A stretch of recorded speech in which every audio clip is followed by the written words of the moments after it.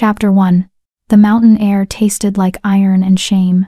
Sarah's lungs burned as she stumbled through the ancient forest, her ceremonial gown, white silk, now torn and mud-stained, clinging to her trembling body like a second skin of failure. Behind her, the drums still echoed. The mating ritual drums, the ones that had been beating for 3 days straight, calling every unmated wolf in the 5 kingdoms to the sacred gathering. The ones she'd just run from, because she'd done the unthinkable. Her bare feet slipped on wet leaves, and she caught herself against a tree trunk, gasping. The bark bit into her palms, but the pain was nothing compared to the humiliation still scorching through her veins. She could still hear them, the gasps, the whispers that had rippled through the crowd like wildfire. Could still feel 1,000 eyes on her, as she'd committed the most embarrassing act in werewolf history. She'd fallen asleep. In his arms. During the climax of the mating ritual, in front of the entire kingdom, not just any arms, the Alpha King's arms. A sob tried to claw its way up her throat, but she swallowed it down. Crying wouldn't change what happened. Wouldn't erase the shock on King Daemon's face when her body had simply given out. Wouldn't silence the scandalized shrieks of the High Council or the mocking laughter of Lydia Ashcroft, the she-wolf everyone expected him to choose. The forest grew darker as Sarah pushed deeper into its embrace, away from the ceremonial grounds, away from the capital, away from everything. Fog rolled between the trees like ghostly fingers reaching for her, and somewhere in the distance, thunder rumbled. A storm was coming. Of course it was. Even the sky wanted to punish her. Her wolf whimpered inside her mind. A soft, pathetic sound that made Sarah's chest ache. "I'm sorry," her wolf whispered. "I'm so sorry. I couldn't stay awake. Something's wrong with us." "I know," Sarah breathed into the darkness. "I know something's wrong." There had always been something wrong with her. Since childhood, she'd been different, weaker. While other young wolves could shift at 13, she'd barely managed her first transformation at 16.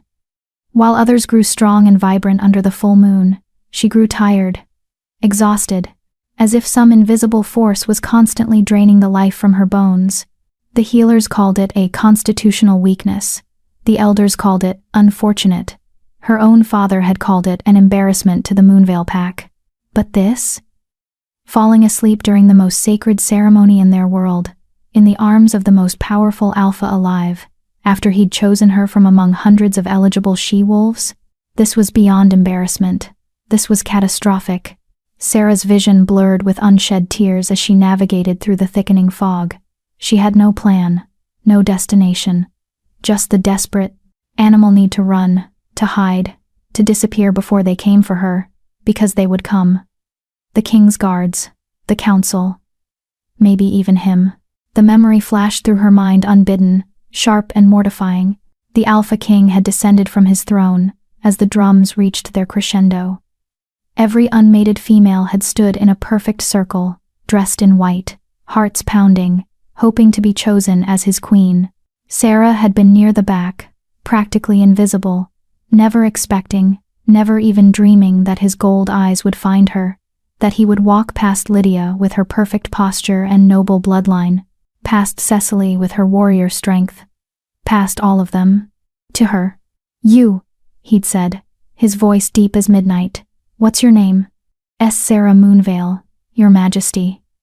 Her voice had barely been a whisper. He'd extended his hand, and when she'd taken it, electricity had shot through her entire body. The crowd had erupted in confused murmurs. The king had pulled her close, one arm wrapping around her waist, the other lifting her hand to his chest, where she could feel his heart beating strong, steady, alive. The ritual demanded they stand together until the final drum beat. 20 minutes of connection, of the pack bonds forming, of the magic weaving between chosen mates. Sarah had lasted maybe 5. Her eyelids had grown heavy, her body had swayed, and despite every desperate internal scream, despite her wolf's frantic attempts to keep her conscious, despite the sheer horror of what was happening, she'd fallen asleep standing up, her head dropping against his chest, her full weight collapsing into his arms. The drums had stopped. The silence had been deafening. Now, somewhere behind her, branches snapped. Footsteps, multiple sets, moving fast. spread out. She couldn't have gone far. Guards. Sarah's heart slammed against her ribs. She forced her exhausted body into motion again, veering left, then right, no longer sure which direction she was heading. The fog was so thick now she could barely see 3 feet ahead. Rain began to fall cold, stinging drops that soaked through what remained of her dress. "Please," she begged silently. "Please just let me disappear." Her foot caught on an exposed root, and this time, she went down hard. Pain exploded through her knee. She bit her lip to keep from crying out, tasting blood. Behind her, the footsteps grew louder. Closer. She couldn't run anymore. Her body simply wouldn't obey. Sarah dragged herself behind a massive oak tree, pressing her back against it, making herself as small as possible. Maybe in this fog, in this darkness, they'd miss her. Maybe the earth would just open up and swallow her whole, save her from whatever punishment awaited. The footsteps slowed, stopped. "She's close," a gruff voice said. "I can smell her fear." Sarah held her breath, squeezed her eyes shut. Her whole body shook from cold, from exhaustion, from pure terror. What would they do to her? Exile? Imprisonment? Execution for insulting the king? Whatever it was, she deserved it. The rain fell harder, the fog pressed in. And somewhere deep inside her chest, beneath the fear and shame, something else stirred. Something that had been sleeping her whole life. Something that whispered in a voice not quite her own. Soon, very soon now, everything changes. But Sarah didn't have time to wonder what that meant, because a hand suddenly gripped her shoulder, spinning her around. She opened her mouth to scream, but the scream died in her throat, because the man standing before her, rain streaming down his face, gold eyes blazing even in the darkness, wasn't a guard at all. It was him. The Alpha King had found her. Have you ever embarrassed yourself so badly you wanted to disappear forever? Have you ever felt like your body was betraying you, failing you when you needed it most? If Sarah's story is already pulling at something deep inside you, then you're in the right place. This is just the beginning. Hit that subscribe button for Clarissa Romance Collections if you haven't, because here, we don't just tell stories, we pour them straight into your soul. And trust me, you're going to want to know what happens when she looks into those gold eyes and realizes running was never an option. Chapter 2.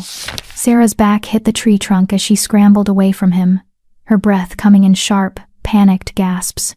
The Alpha King stood before her like something out of a nightmare, and a dream twisted together, towering, drenched, his dark hair plastered to his forehead.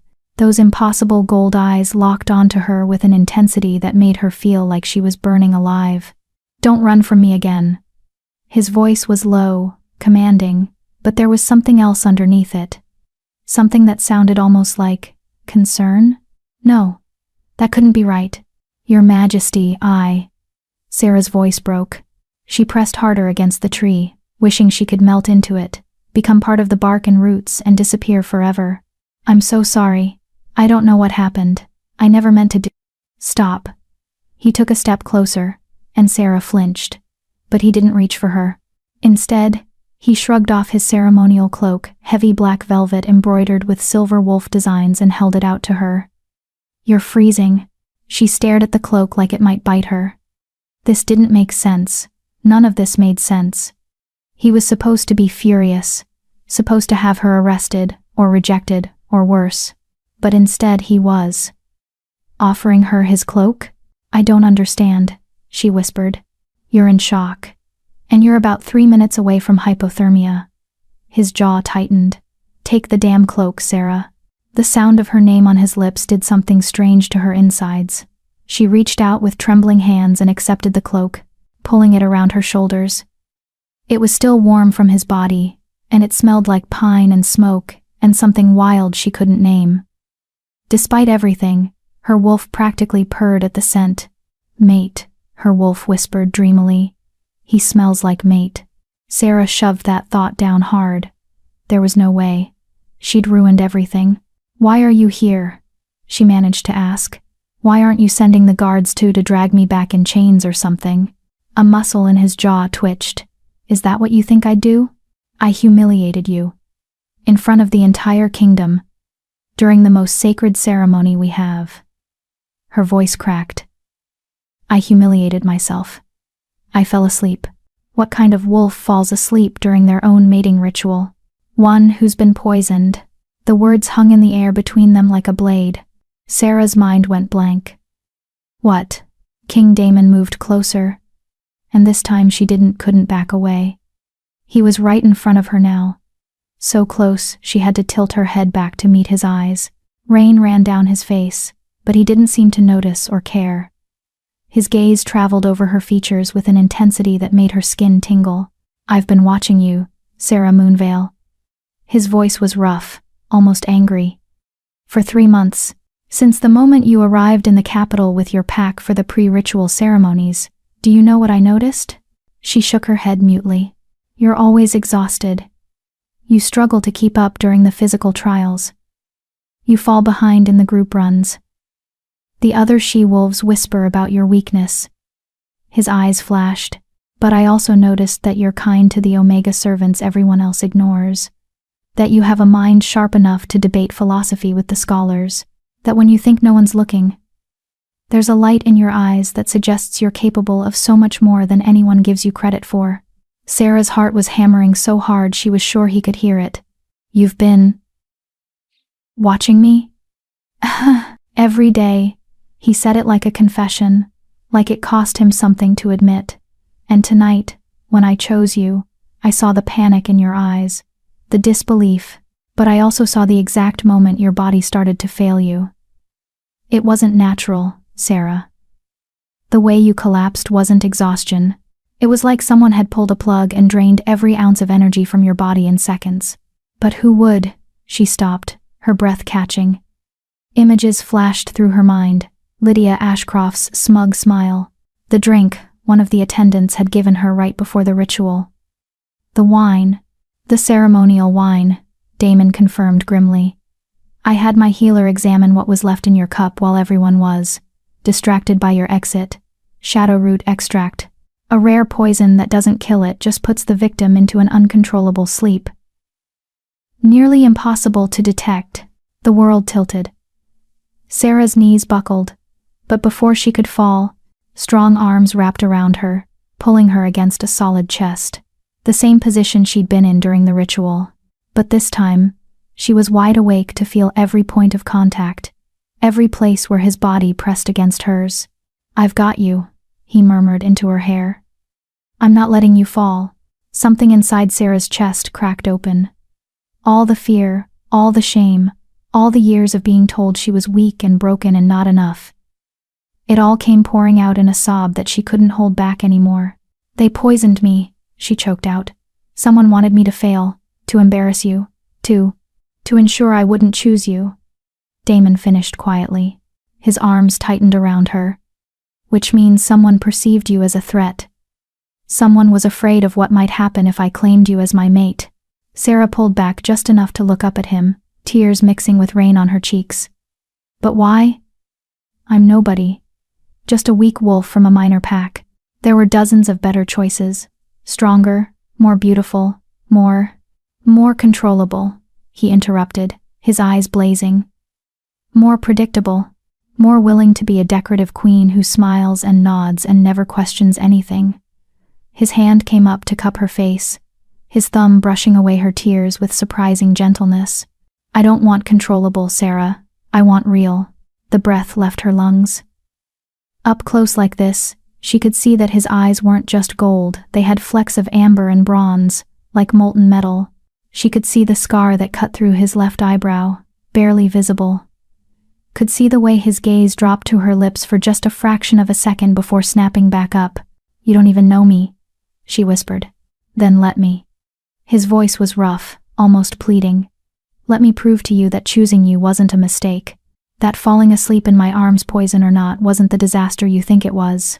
The kingdom will never accept me. The council answers to me.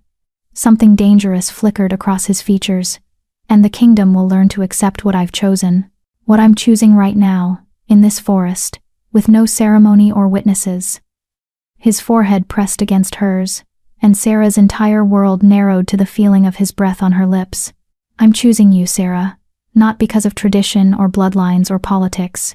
but because when I held you in my arms tonight, even as you fell unconscious, even as the entire court gasped in horror, I felt something I've never felt in my entire life.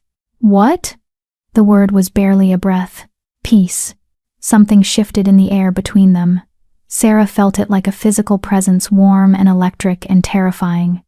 Her wolf was no longer whimpering.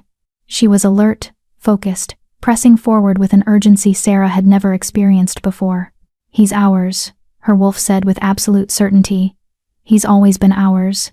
I'm scared, Sarah admitted. I'm scared I'll keep failing you, that whatever's wrong with me, poison or not, will make me a terrible queen. That Hey. His hand slid from her face to the back of her neck, grounding her. I'm scared too. I'm scared of what I felt the moment I saw you. I'm scared of how much I want to find whoever poisoned you and tear them apart with my bare hands. I'm scared that you'll wake up tomorrow and realize you deserve better than a king with more enemies than friends and a kingdom on the brink of war. War? Sarah's eyes widened. His expression darkened. There's so much I need to tell you. So much you need to know about what you've walked into. But not here. Not now. He glanced over his shoulder, and Sarah heard what he was hearing: distant voices, the guards still searching. We need to get you somewhere safe. Somewhere we can figure out who did this and why. Where? A ghost of a smile touched his lips, the first she'd seen from him. It transformed his entire face, making him look younger, less burdened. Do you trust me? It was an insane question. She'd known him for all of maybe 30 minutes total.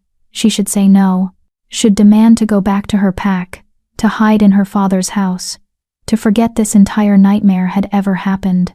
But when she looked into those gold eyes, she didn't see a stranger. She saw something ancient and familiar, like a memory from a dream she couldn't quite recall. I trust you, she heard herself say. The smile widened just a fraction. Then hold on tight. Before Sarah could ask what he meant, Damon swept her up into his arms properly this time, one arm under her knees, the other around her back. She gasped and instinctively wrapped her arms around his neck. Your Majesty. Damon, he corrected, his eyes glinting with something that might have been amusement. If you're going to be my queen, you're going to have to start using my name. I haven't agreed to be your queen, she protested weakly. Not yet. His grin turned wolfish. But you will. And then he shifted. Not completely, just enough that his strength multiplied. His eyes blazed brighter, his features sharpened. He took off running through the forest at a speed that should have been impossible, even for a werewolf. Trees blurred past. The rain became streaks of silver. Sarah buried her face against his chest and held on, her heart pounding with terror and exhilaration in equal measure. She'd woken up this morning expecting nothing. Expecting to stand in the back of the ceremony circle and be invisible, as always. Expecting to return home afterward and continue her quiet, unremarkable life. Instead, she'd been chosen by a king, poisoned by an enemy, and now she was racing through an ancient forest in the arms of the most powerful alpha alive, heading toward a future she couldn't begin to imagine. Her wolf hummed contentedly, finally at peace. This, her wolf whispered, is where we were always meant to be. Sarah wasn't sure she believed that yet, but wrapped in Damon's arms, surrounded by his scent, feeling the steady rhythm of his heartbeat against her cheek, she thought maybe, just maybe, she could learn to. The question was, would the kingdom let her? Chapter 3. The safe house was nothing like Sarah expected. It wasn't a house at all, actually. It was a cave, but not the damp, cold kind from horror stories. This one was carved into the side of a mountain, its entrance hidden behind a waterfall that glowed faintly silver in the moonlight. Inside, the walls were smooth obsidian that reflected firelight from strategically placed torches.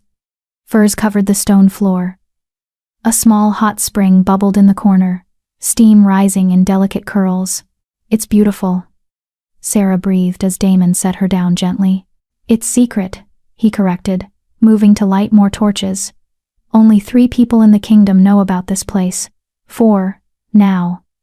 He glanced at her, his expression unreadable. The kings of my line have used it for centuries when they needed to escape the palace. To think. To hide. The way he said that last word made Sarah's chest ache.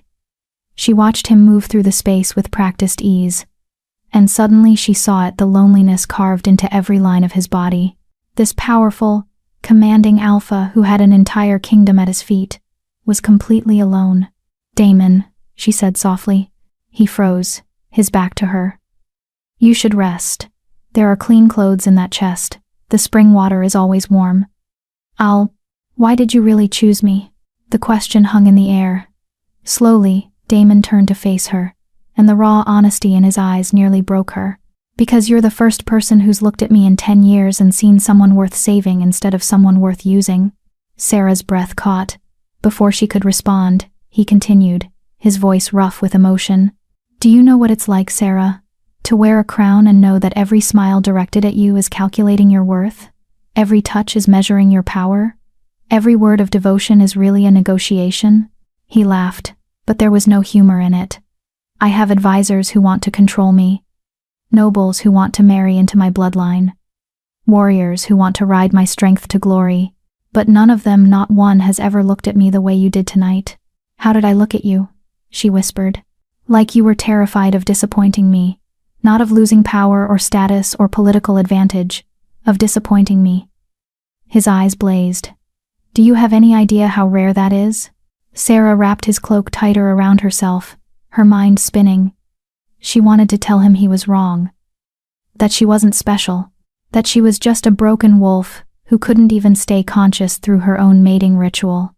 But the memories were already rising, unbidden and unwelcome. "She's defective," her father had said when she was 13 and still hadn't shifted. "The Moonvale line has never produced a wolf this weak. Maybe she's human," her older brother had sneered. "Maybe Mother had an affair with a human and lied about it." "Don't say that," her mother had whispered, but her eyes had been full of shame. Shame that her daughter was an embarrassment, a disappointment, a stain on the family name.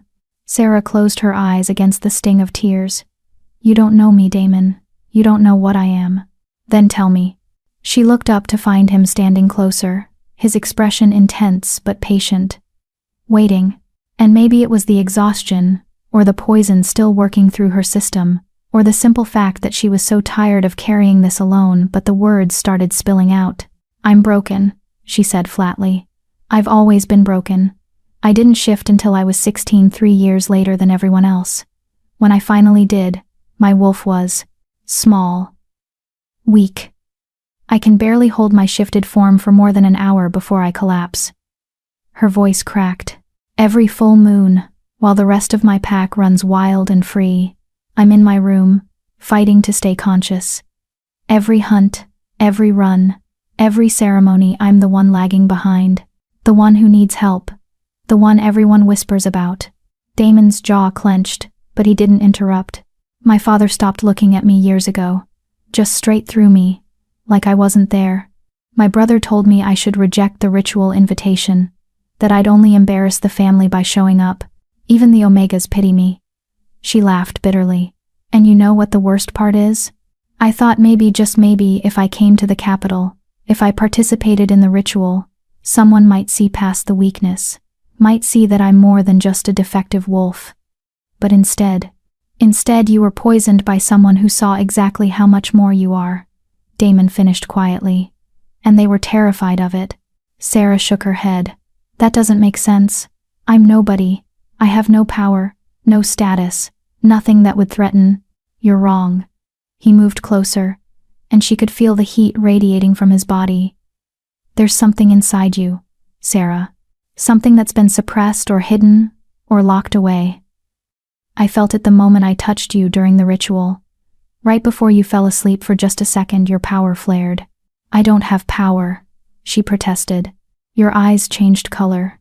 Sarah's heart stopped. "What?" "Just for a moment. Right when I took your hand. Your eyes, they're brown, beautiful and warm. But for 1 second, they flashed silver. Pure, bright silver, like moonlight given form." His hand came up to cup her face, his thumb tracing her cheekbone. "And I felt something awaken. Something ancient and vast and absolutely terrified. No, that wasn't possible." Sarah would have known, would have felt. But even as she formed the denial, a memory surfaced. One she'd buried so deep she'd almost convinced herself it was a dream. She was 7 years old, crying in the forest because the older pups had mocked her again, called her weak, called her worthless, and she'd screamed just once, just a burst of pure childhood rage and pain. The entire forest had gone silent.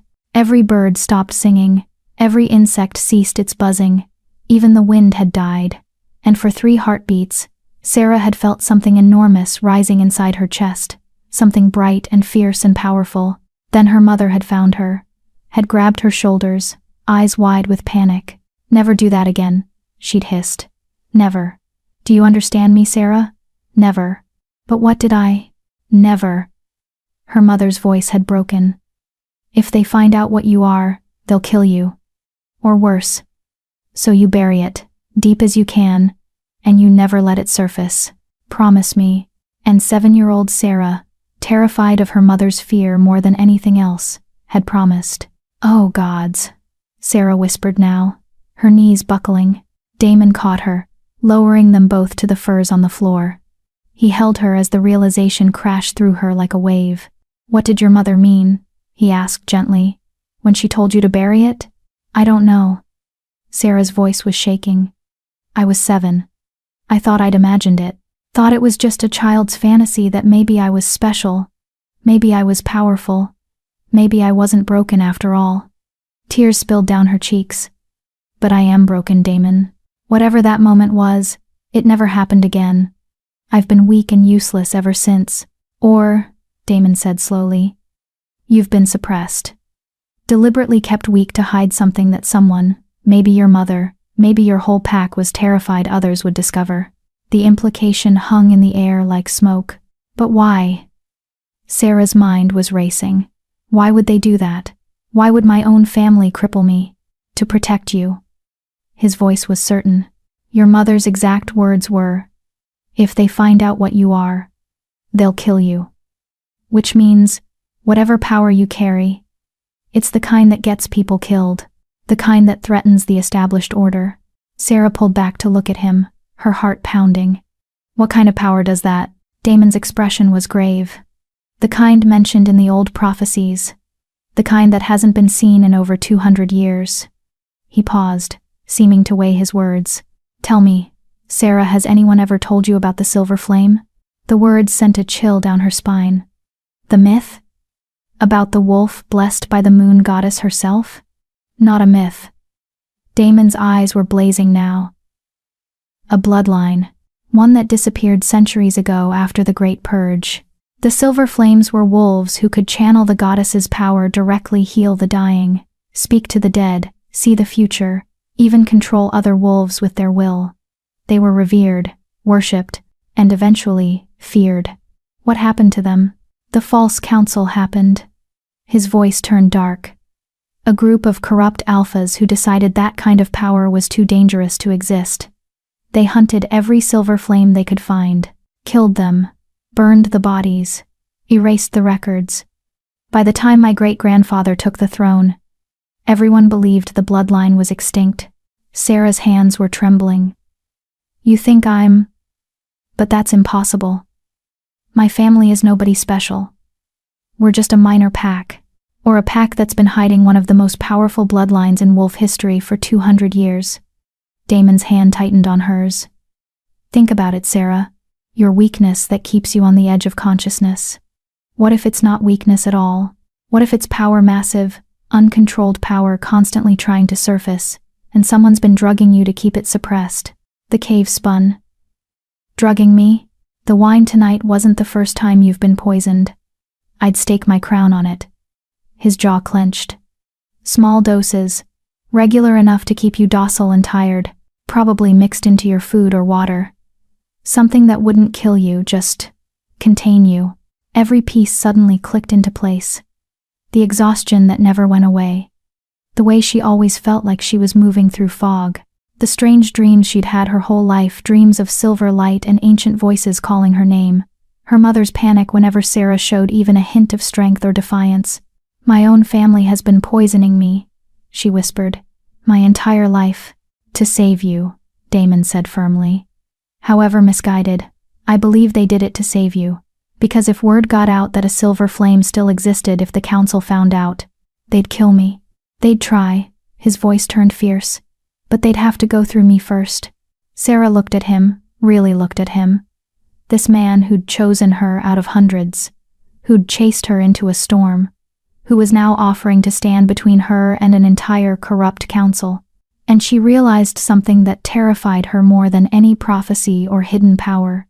She was starting to believe him, starting to trust him, starting to fall for him. And that was the most dangerous thing of all. Chapter 4. Dawn broke over the mountains in shades of gold and rose, but Sarah barely noticed. She'd spent the night curled on the furs, drifting in and out of consciousness while Damon kept watch. No nightmares had come for the first time in years. Just deep, dreamless sleep that her body had been craving for what felt like forever. When she finally opened her eyes, he was there, sitting cross-legged near the cave entrance, his profile sharp against the morning light, lost in thought. "You didn't sleep," she said, her voice rough. He turned, and the intensity in his gold eyes made her breath catch. "Couldn't. Too many things to figure out." He stood, moving toward her with that predatory grace all alphas had, but his was different, controlled, purposeful. "How do you feel?" Sarah sat up slowly, taking inventory. The bone-deep exhaustion she'd carried for years felt lighter. Not gone, but diminished. Like someone had removed a weight she'd stopped noticing. "Better. Different." She met his gaze. "The poison's wearing off, isn't it? Whatever they've been giving me. Probably." He crouched beside her, studying her face. "Your color's better. Your eyes are clearer. And there's something else." He reached out, hesitating just before touching her. "May I?" She nodded. His fingers brushed her temple, and electricity shot through her entire body. Sarah gasped. It wasn't painful, it was like coming alive, like every nerve ending had been asleep and was suddenly, violently awake. "There," Damon breathed. "Do you feel that? What is it?" "Power. Your power. It's starting to wake up." His hand dropped, but his eyes stayed locked on hers. "We need to take you somewhere. Somewhere that might give us answers about what you truly are." "Where?" "The Temple of First Light." Sarah's blood ran cold. Every wolf knew about the temple. It was sacred ground, forbidden to all but the high priestess and the royal family. Legend said it was the place where the moon goddess herself had first blessed the wolves, turning humans into something more, something divine. "We can't just walk into the temple," she protested. I'm the Alpha King," Damon said simply. "I can go wherever I want, and you're coming with me."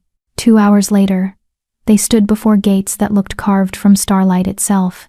The Temple of First Light sat at the peak of the sacred mountain, accessible only by a narrow path that wound through clouds and mist.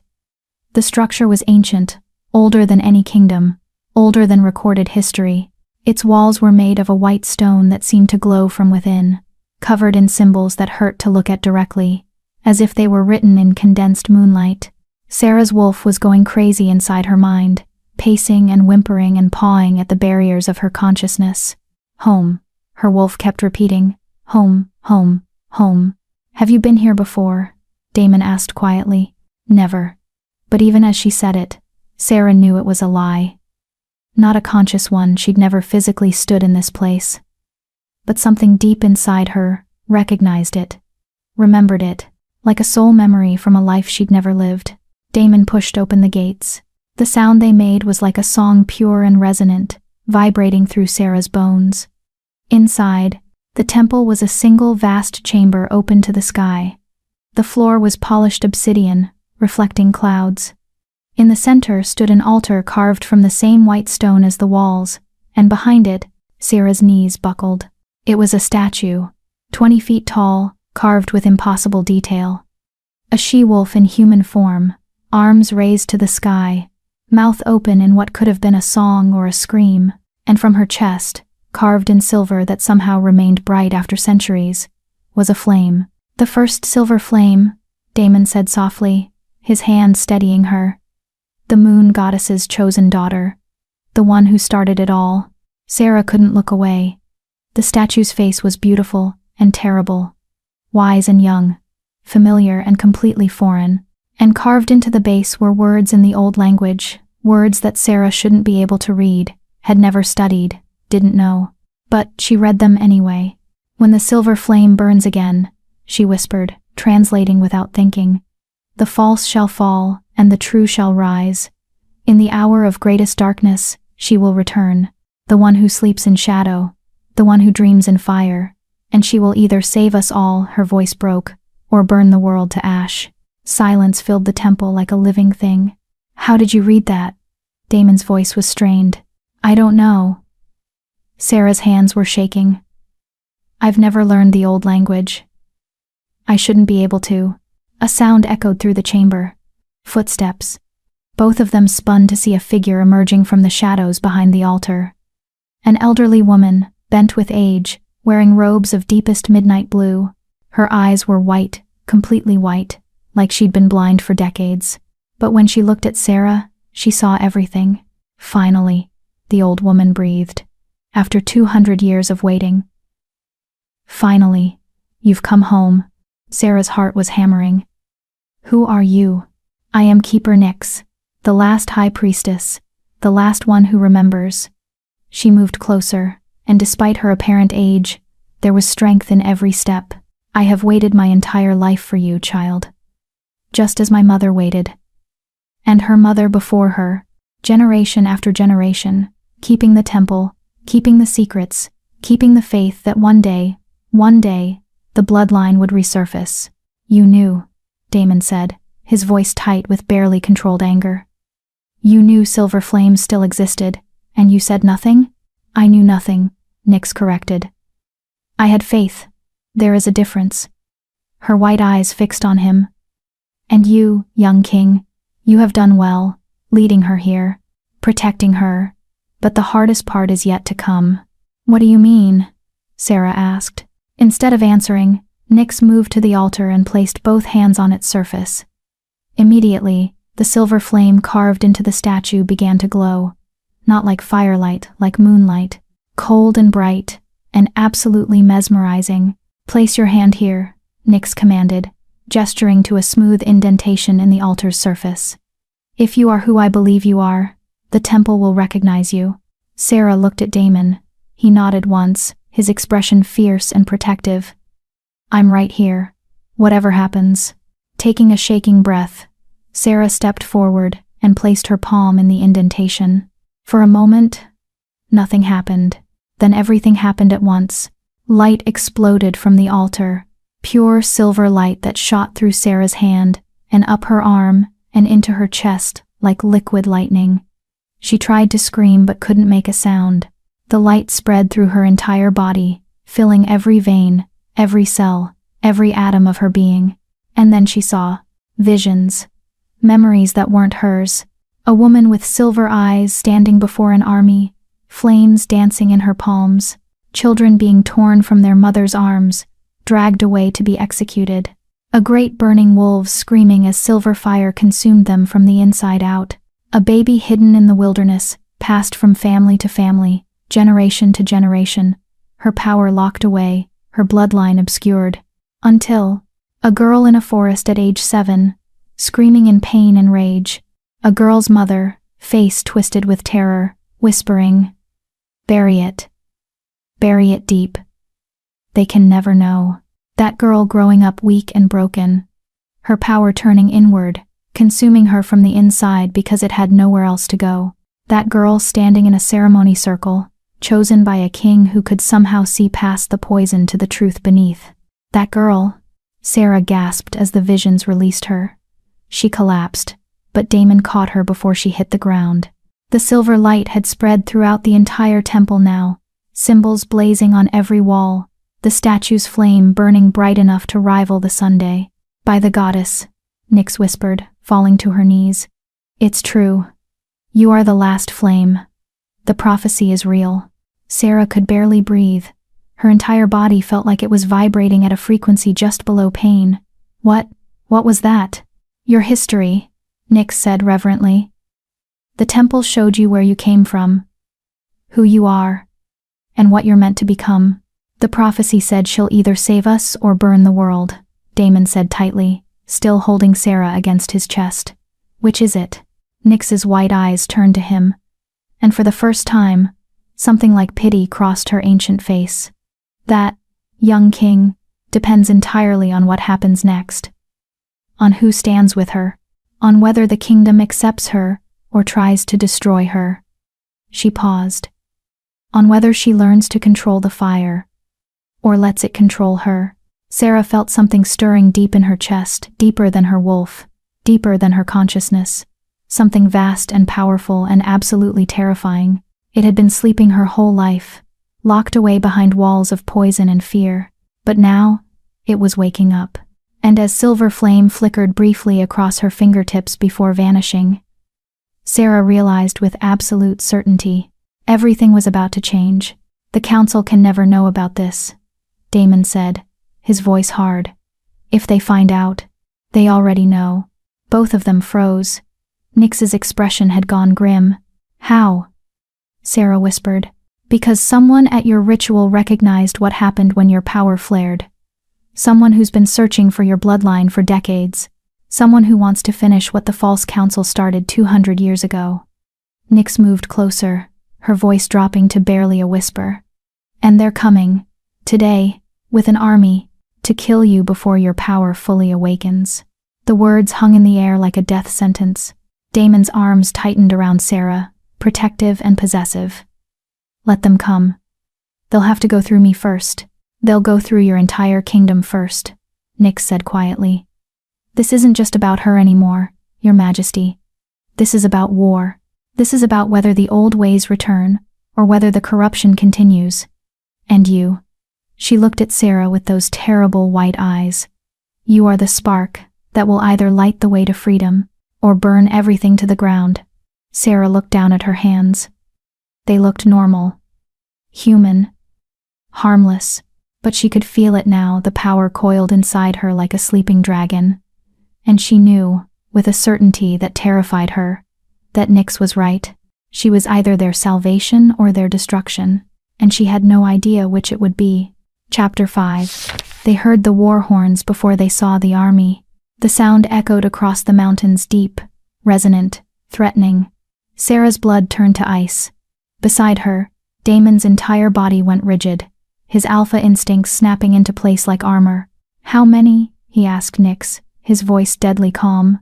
The old priestess had moved to the temple entrance, her blind eyes somehow seeing far more than should be possible.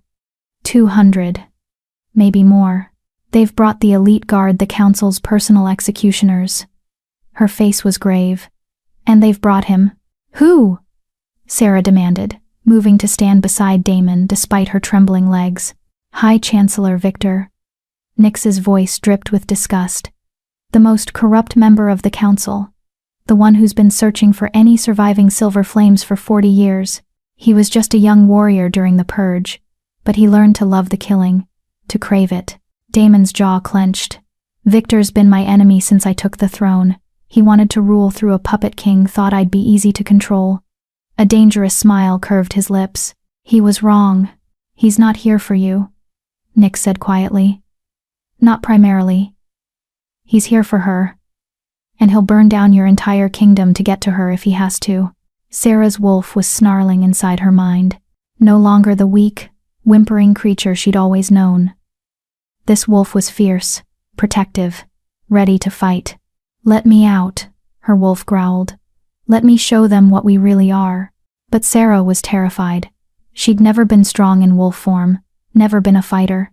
How could she possibly? Sarah. Damon's hand cupped her face, forcing her to meet his eyes. Listen to me. I know you're scared. I know this is overwhelming, but I need you to trust yourself. Can you do that? I don't know how to fight, she whispered. You don't have to fight, not yet. His thumb traced her cheekbone. You just have to survive. And I will make damn sure you do. The war horns sounded again, closer now. Nyx moved between them, her ancient hands surprisingly strong as she gripped Sarah's shoulders. Child, listen carefully.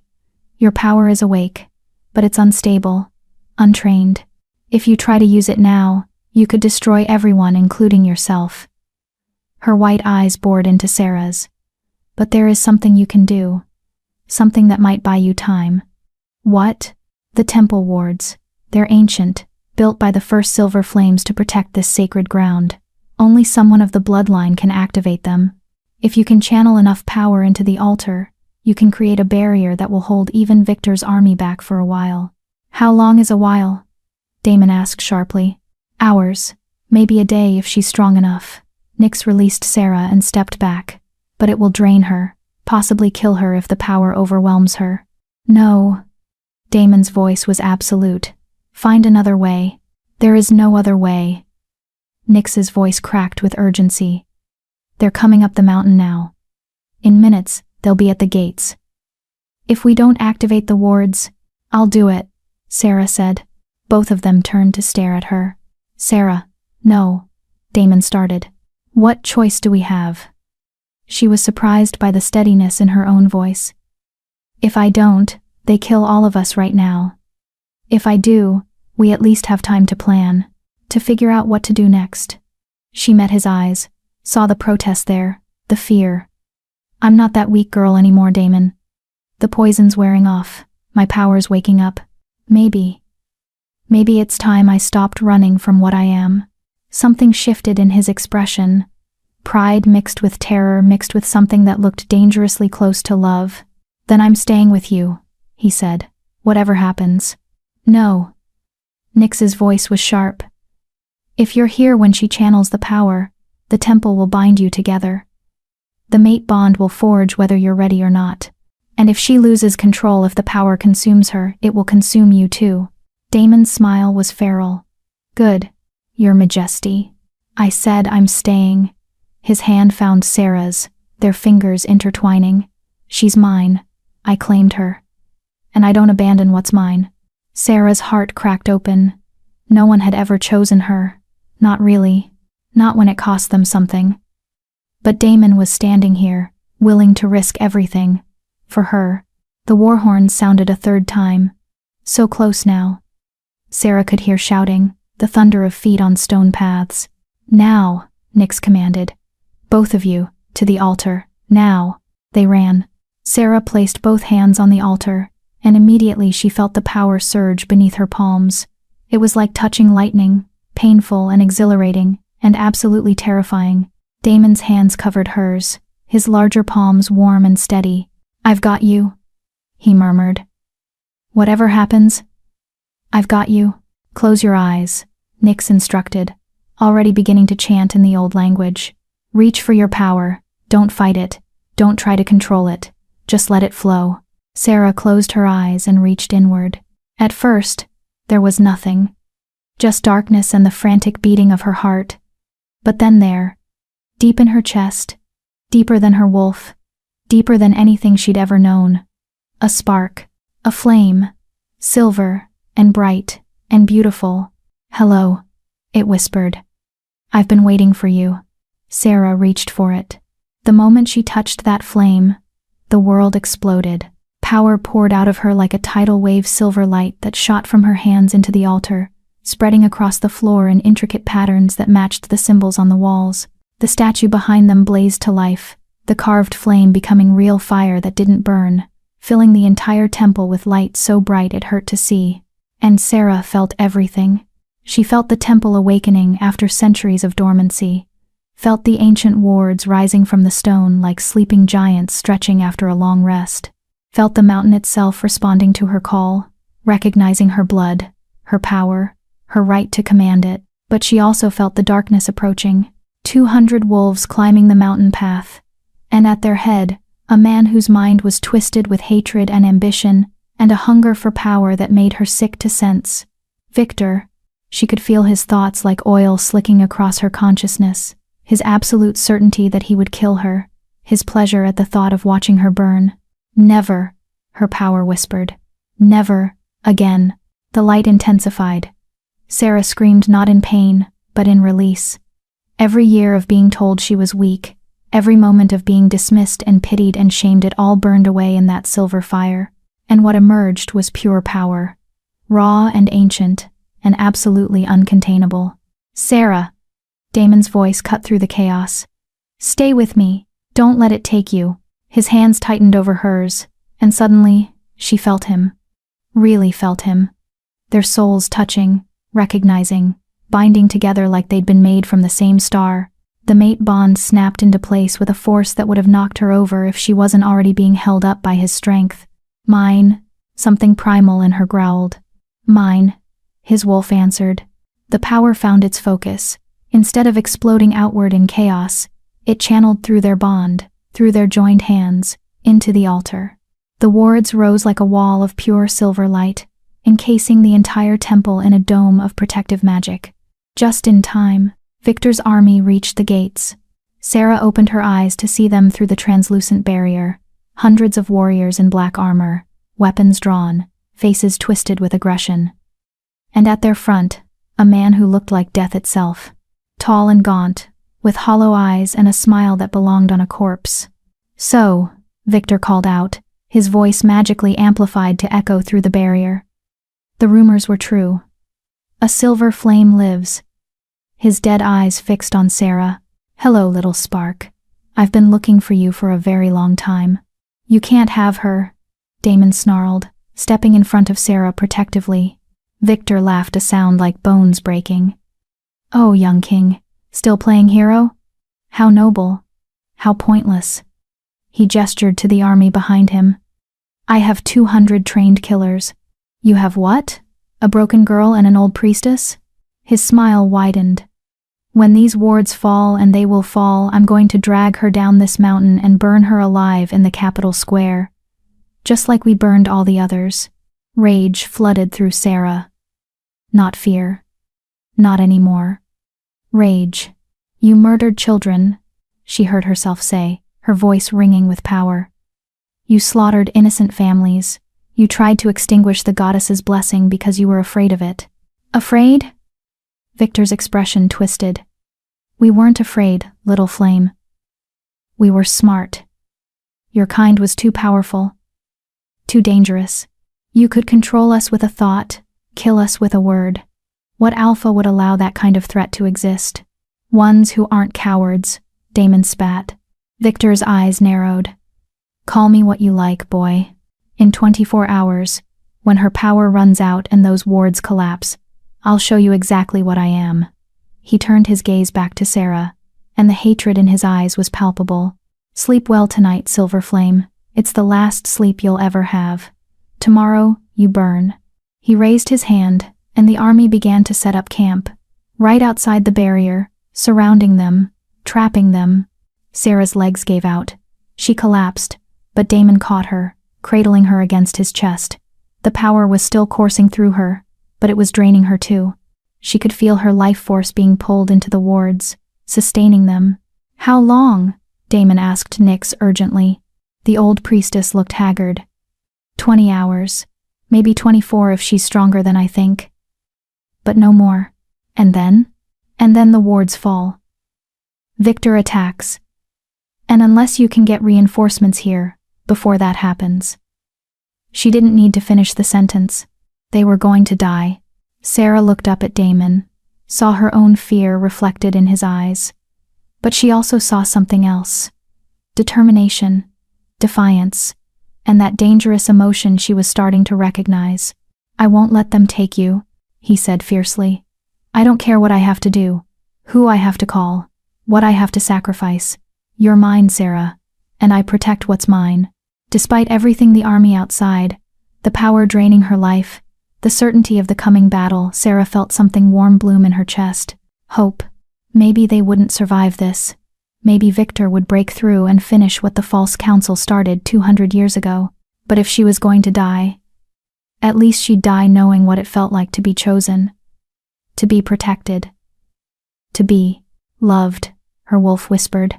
Sarah closed her eyes and let Damon hold her as the sun set over the mountains and the army of their enemies made camp at their doorstep. Tomorrow would bring war. Tonight she had this moment, this man, this feeling of being worth fighting for. And somehow, that made everything else bearable. Chapter 6. Night fell over the temple like a velvet shroud. Nyx had retreated to the inner chambers to send urgent messages through magical means calling for help from allies Sarah didn't know existed. Outside the silver barrier, Victor's army had built fires that ringed the temple like a crown of threat. Every so often, one of them would test the wards with a weapon or a pulse of dark magic, and Sarah would feel it like a distant ache in her bones. She sat near the altar, exhausted but unable to sleep, staring at her hands.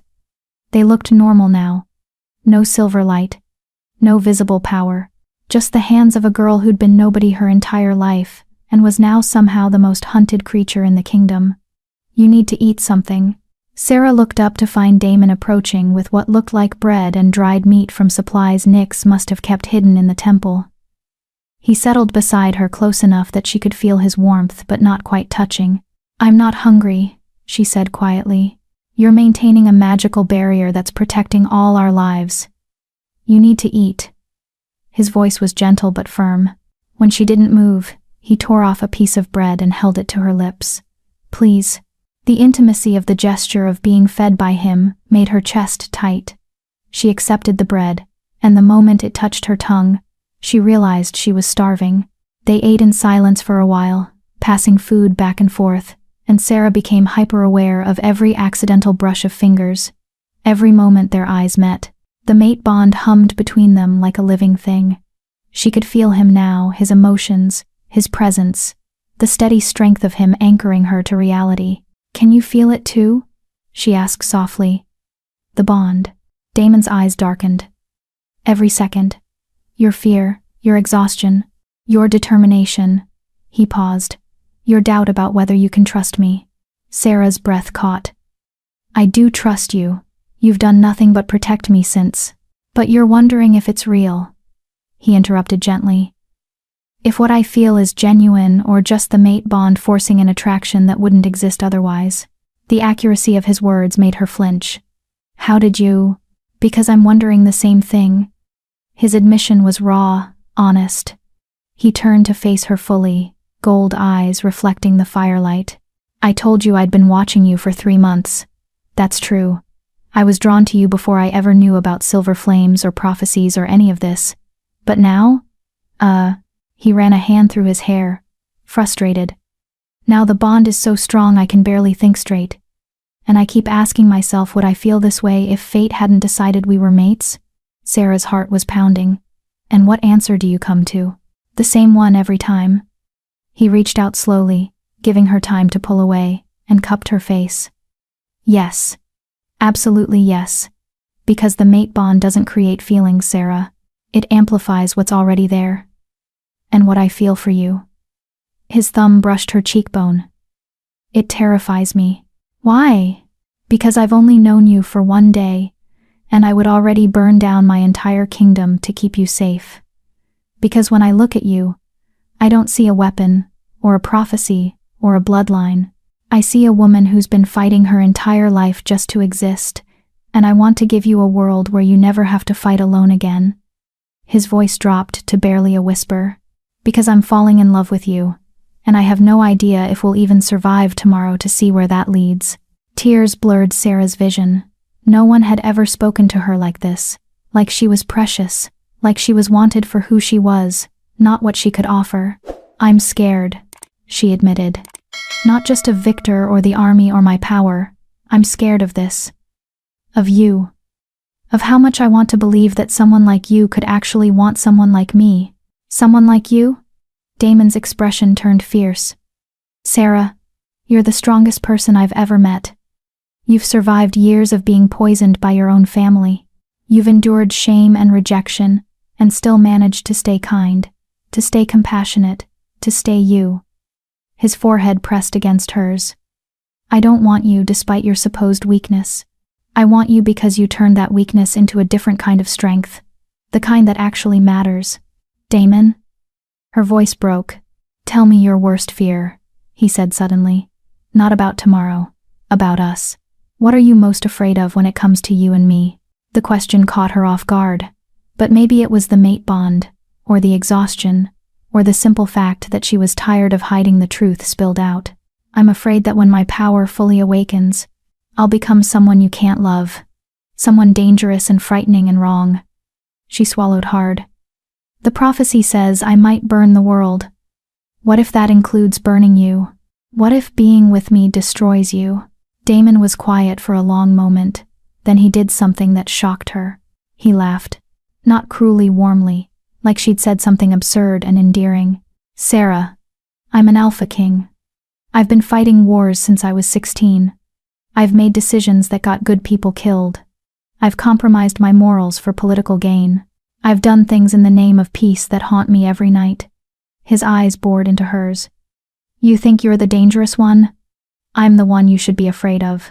I'm not afraid of you. Exactly. His smile was soft and sad and beautiful. So maybe we're both damaged, both dangerous, both carrying power that could destroy everything we touch. He pulled her closer, until there was no space between them. Or maybe we're exactly what each other needs. Someone who understands what it's like to be feared for what we are, instead of loved for who we are. Sarah's hand came up to rest over his heart. She could feel it beating strong and steady and real. Who are you, Damon? Without the crown, without the title. Who are you really? He closed his eyes, like the question hurt. When he opened them again, the vulnerability there nearly broke her. I'm lonely, he whispered. I've been lonely for 10 years. Surrounded by thousands of people, and completely alone. I'm tired of making decisions that only benefit the kingdom, while slowly killing who I used to be. I'm angry at a system that rewards corruption and punishes honor. And I'm desperate, absolutely desperate for one thing in my life to be real, to be mine, to be chosen, instead of forced. I choose you, Sarah said before she could stop herself. I don't know if we'll survive tomorrow. I don't know if I can control my power or if I'll become the monster everyone fears. But right now, in this moment, I choose you. Something shattered in Damon's expression. He pulled her into his lap, arms wrapping around her like he was trying to fuse them together. Sarah melted into his embrace, her face buried in his neck, breathing in that pine and smoke scent that her wolf recognized as home. Tell me something no one else knows, he murmured against her hair. Something real. Sarah thought for a moment, then spoke quietly into the darkness. Sometimes, when I'm alone, I sing. Old songs my grandmother taught me before she died. And for just those few minutes, I feel powerful, like my voice can change the world. She laughed softly. Stupid, right? Sing for me. She pulled back to look at him. What? Right now. Sing for me, please. His eyes were intense. I want to hear what you sound like when you feel powerful. Sarah's heart was racing. She'd never sung for anyone, not since her grandmother. But Damon was looking at her like she was the only thing in the world that mattered. And she found she couldn't refuse him. She took a shaking breath and began to sing. It was an old song older than memory. A lullaby in the ancient language about the moon and the wolves and the eternal dance between light and dark. Her voice was soft at first, tentative, but as the words flowed, something inside her loosened. Her voice grew stronger, clearer, filled with a resonance that seemed to make the very air vibrate. The temple responded. The symbols on the walls began to glow softly. The altar hummed. Even the barrier outside brightened, pulsing in time with her voice. And Damon was staring at her like she'd hung the stars. When the last note faded, silence filled the temple. Then he kissed her. It was gentle at first, just a brush of lips, a question. But when Sarah gasped and leaned into him, it deepened. His hand tangled in her hair. Her fingers gripped his shoulders. The mate bond flared between them like lightning. And suddenly Sarah understood what it meant to be consumed by another person. This wasn't just attraction. This was recognition, soul deep and absolute. When they finally broke apart, both breathing hard, Damon rested his forehead against hers. We're going to survive tomorrow, he said fiercely. And the day after. And the day after that. Because I refuse to lose you before I've had the chance to hear you sing 1,000 more songs. Before I've had the chance to learn every single thing that makes you smile. Before I've had the chance to spend a lifetime proving that choosing you was the best decision I ever made. Sarah's eyes burned with tears. What if I can't control it? The power? Then I'll help you. We'll figure it out together. His hand cupped her face. You're not alone anymore, Sarah. Whatever comes, Silver Flame, prophecy, war, all of it, you don't face it alone. Do you understand me? She nodded, unable to speak past the lump in her throat. Say it, he commanded gently. Say you understand. I understand. Her voice was barely a whisper. I'm not alone. Never again. He pulled her back into his arms, and they sat like that wrapped around each other. The mate bond singing between them. The army of their enemies camped at their doorstep. Sarah knew they should be planning. Strategizing. Preparing for the battle that would come when the wards fell. But right now, she just wanted to memorize this moment. The feeling of being held, of being chosen, of being loved, because that's what this was.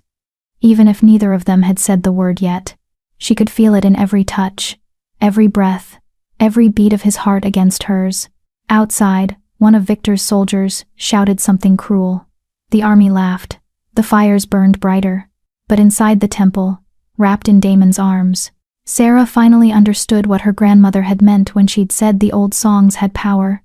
Because in this moment, exhausted and terrified and facing almost certain death, she felt more powerful than she'd ever felt in her life. Not because of silver flames or prophecies or magic, but because she was loved. And that, she was beginning to realize, was the most dangerous power of all. Chapter 7. Dawn came too quickly.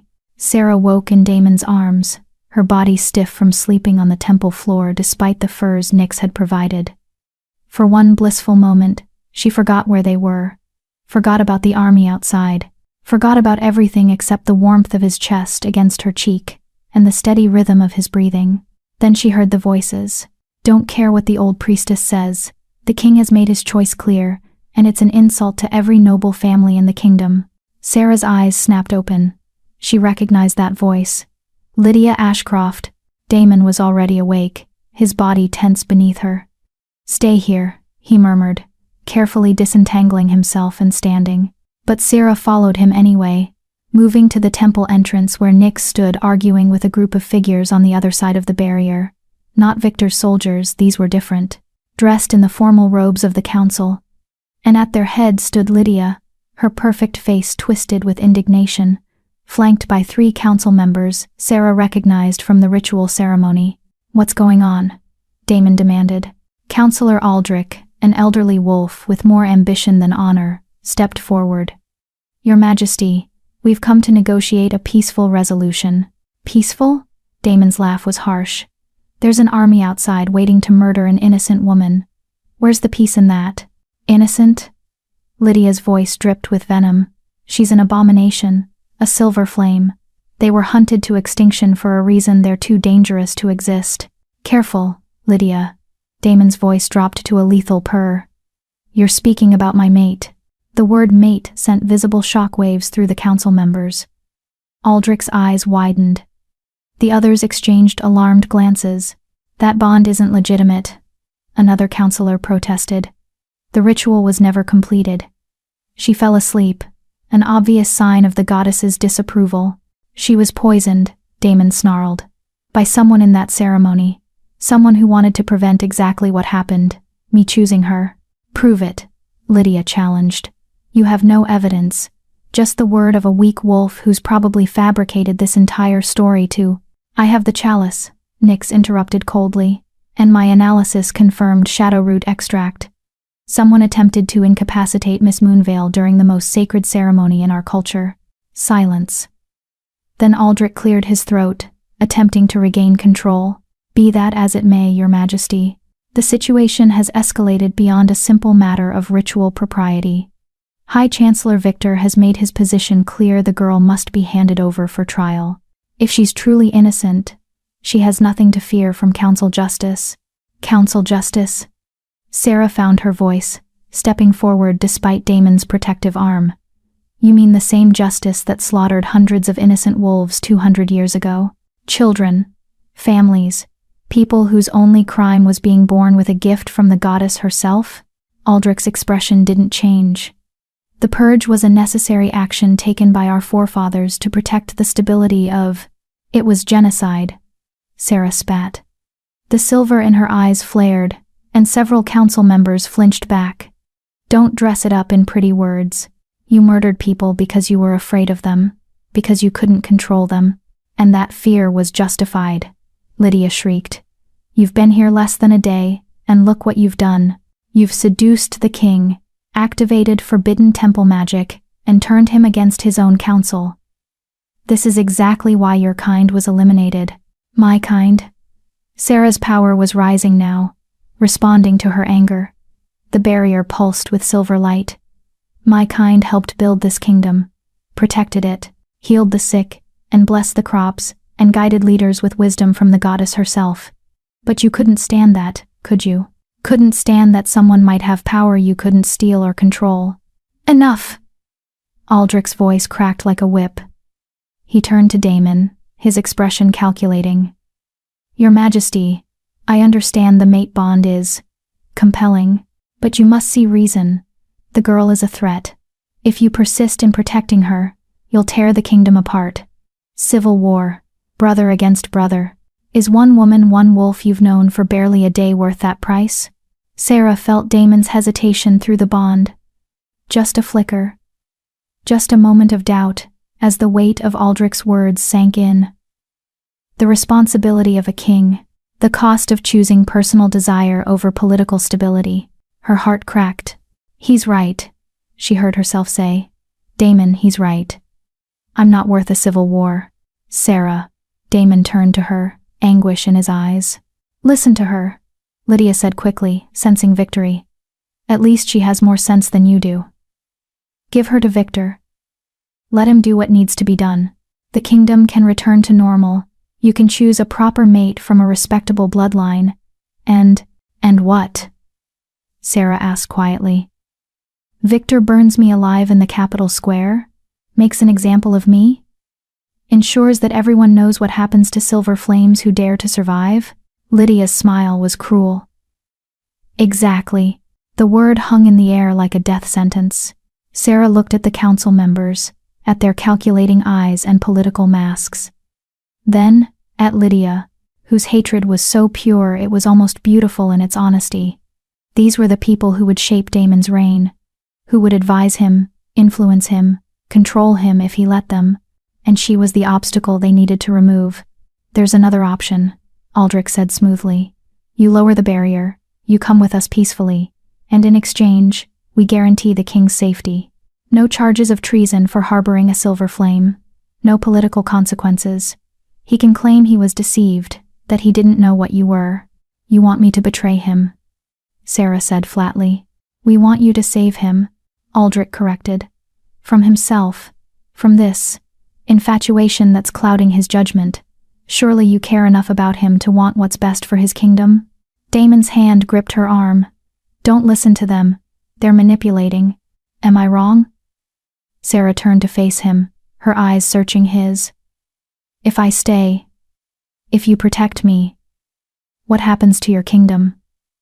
To the people who depend on you? To the stability you've fought 10 years to build?" "I don't care," he said fiercely. "None of that matters if—" "It has to matter." Tears burned her eyes. "You're a king, Daemon.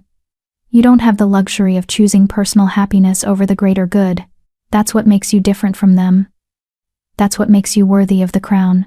She could feel his pain through the bond, sharp as a blade, but she could also feel his duty, his responsibility, the weight of thousands of lives depending on his decisions. "Sarah, please, Your Majesty." Nyx's voice cut through the tension. The old priestess stood near the altar, her expression grave.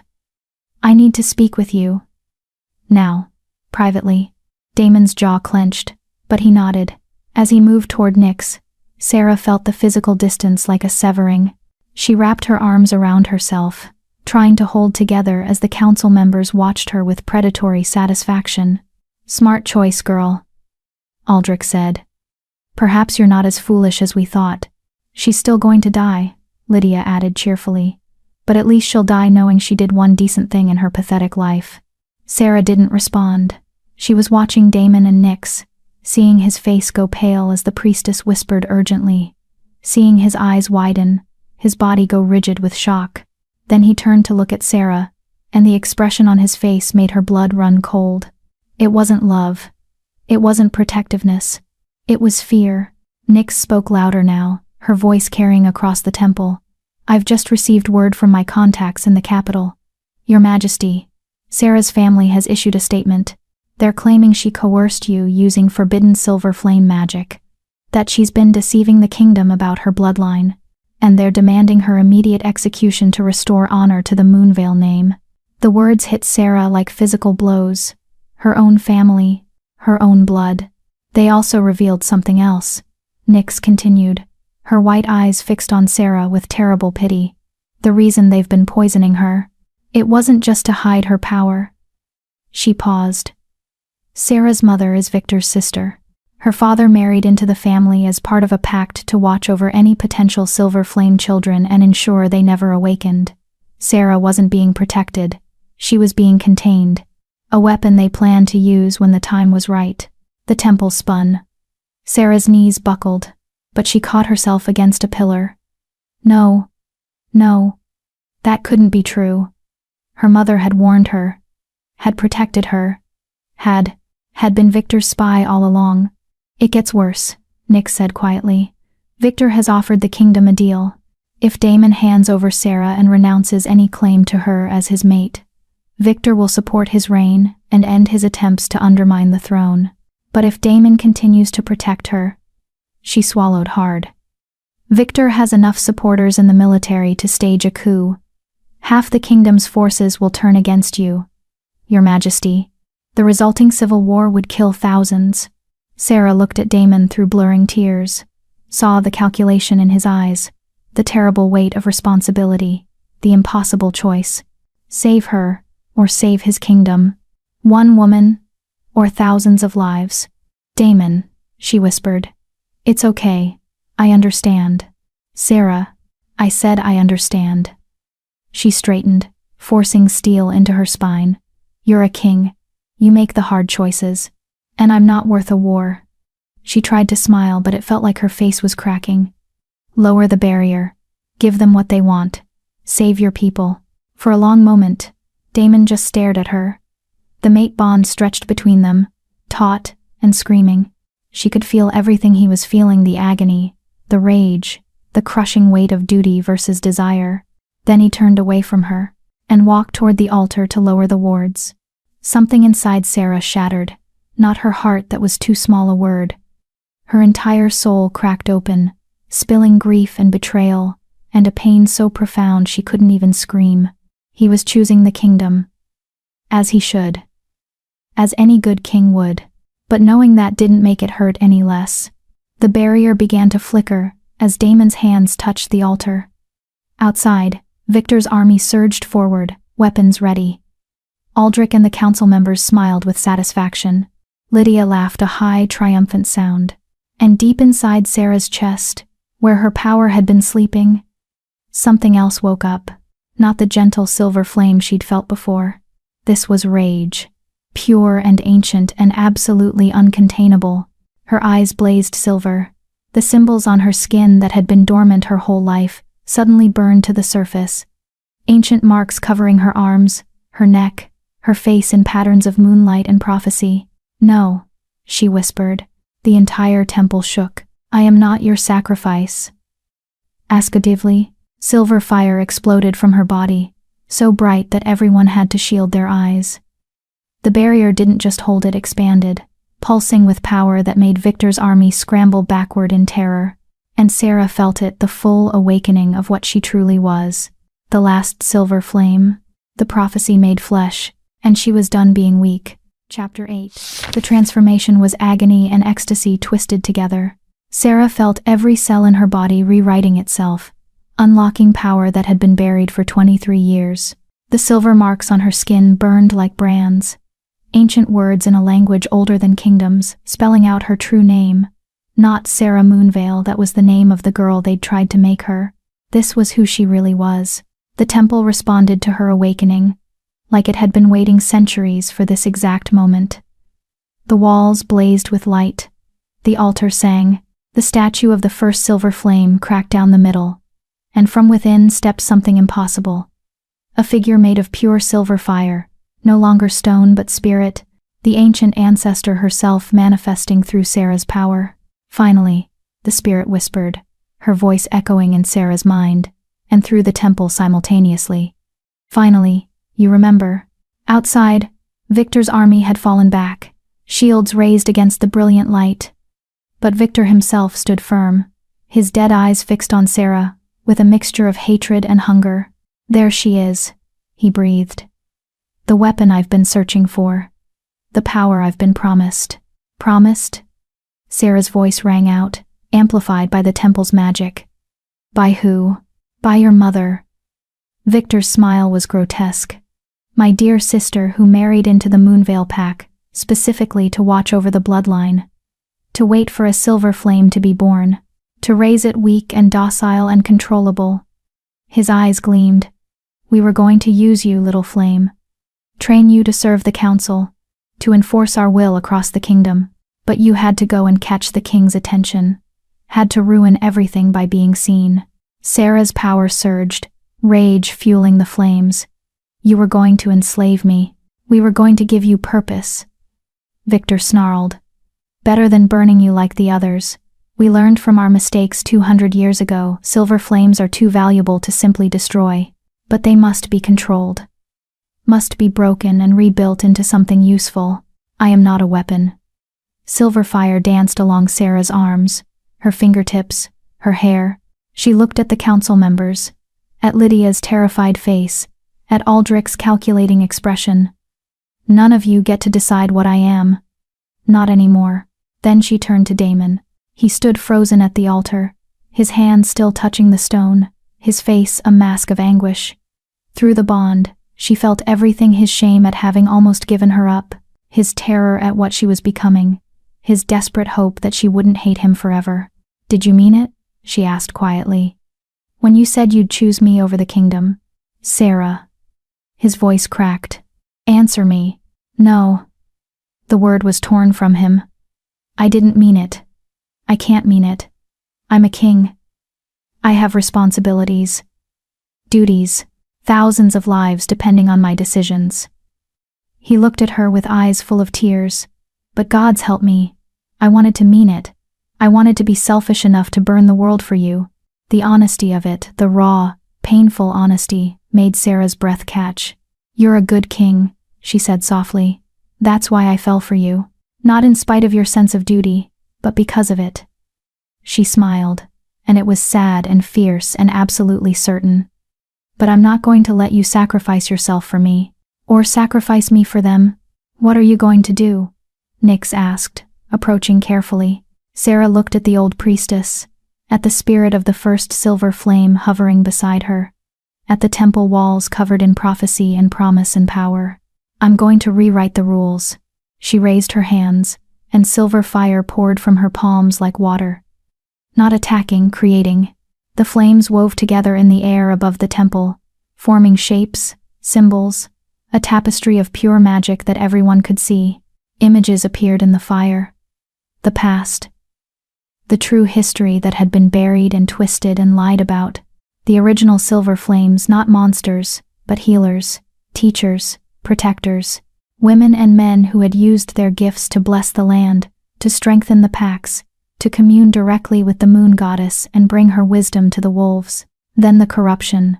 Alphas who wanted power without accountability, who saw the silver flames as a threat to their authority, who whispered poison in the ears of the fearful and the ambitious. The purge.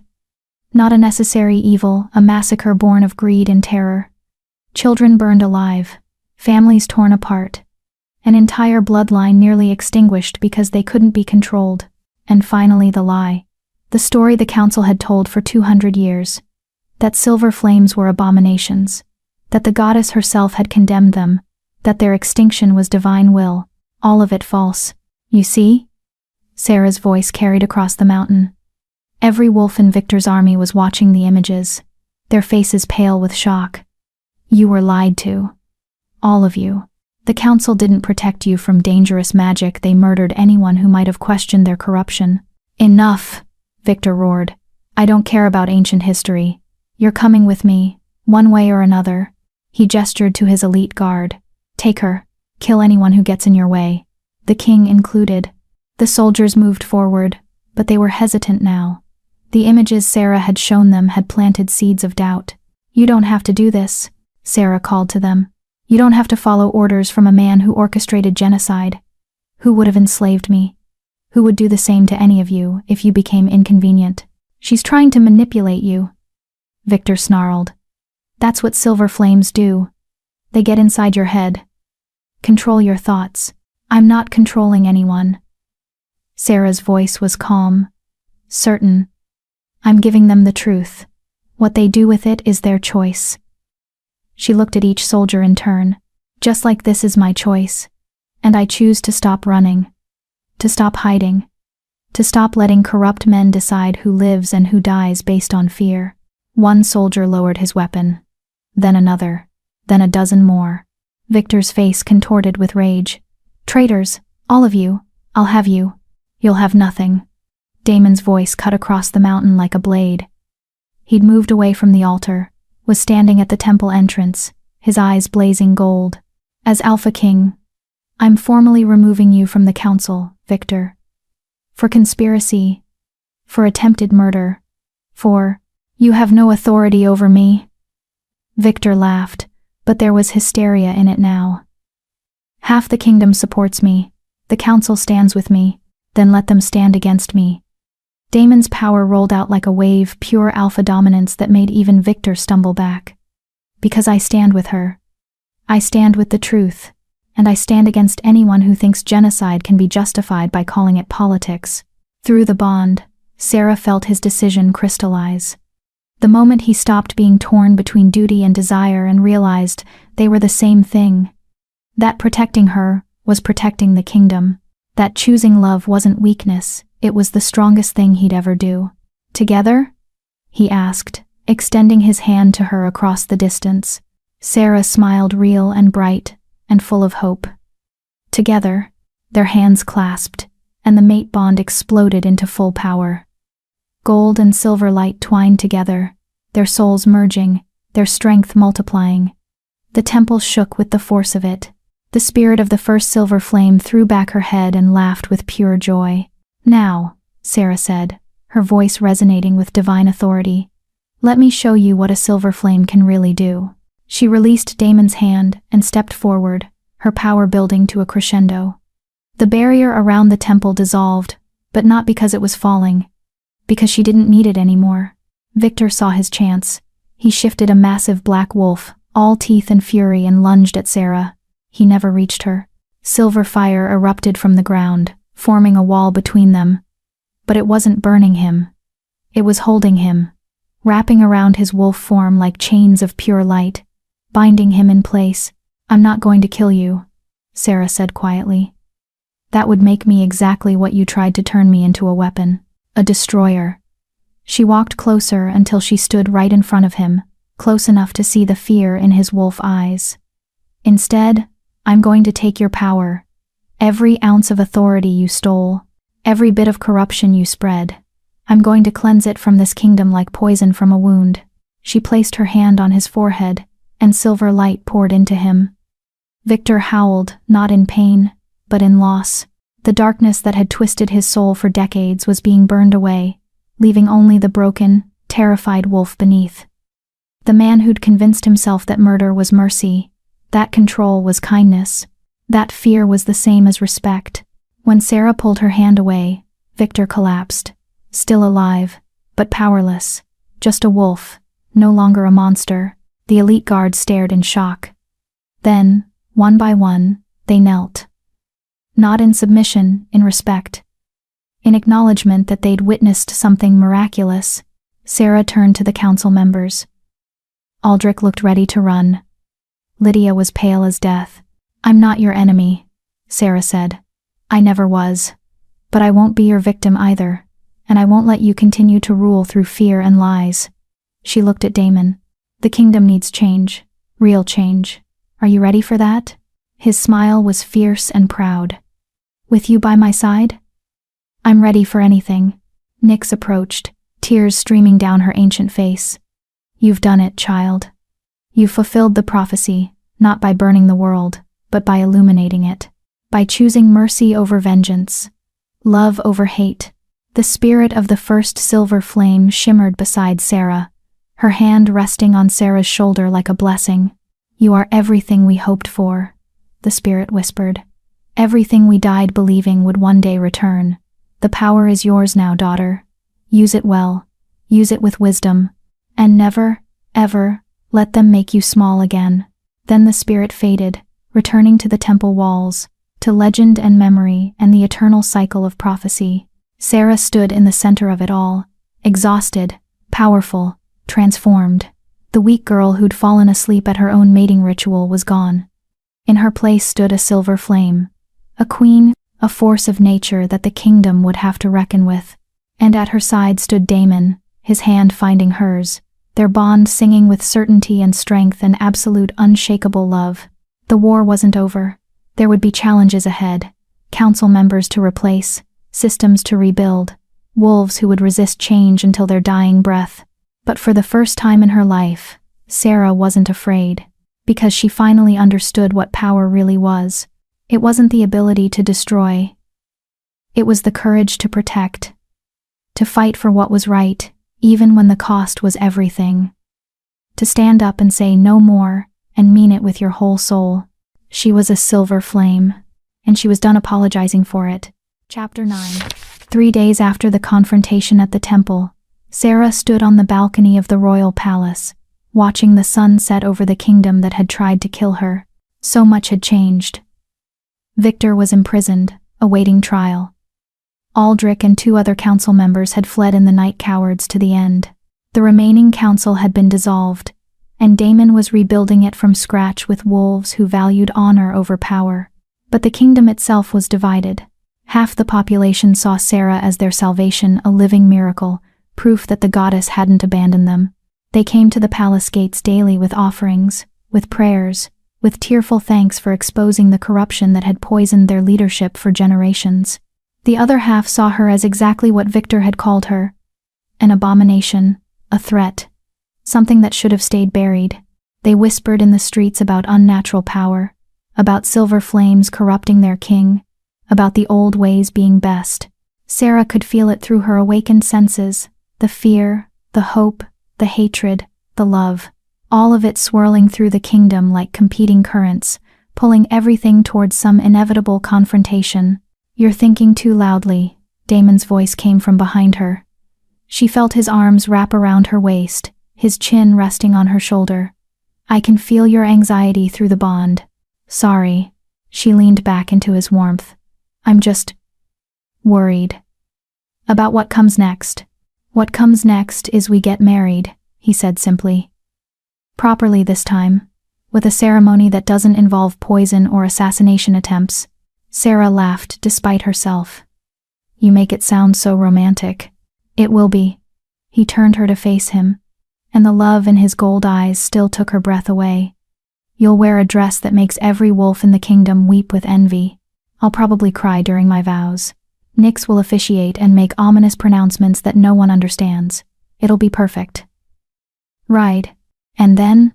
His expression grew serious. "And then we rebuild. Together. We create a kingdom where power isn't something to be hoarded and feared, but shared and celebrated. Where being different isn't a death sentence. Where someone like you, someone extraordinary, is protected, not persecuted." "That's a beautiful dream," Sarah whispered. "It's not a dream." His hand cupped her face. "It's a promise. Our promise." Sarah wanted to believe him. Wanted to believe that love and justice and mercy were enough to change an entire kingdom. But she'd seen the hatred in Lydia's eyes before the woman had disappeared into the night. Had felt the resentment of nobles who'd lost power and influence.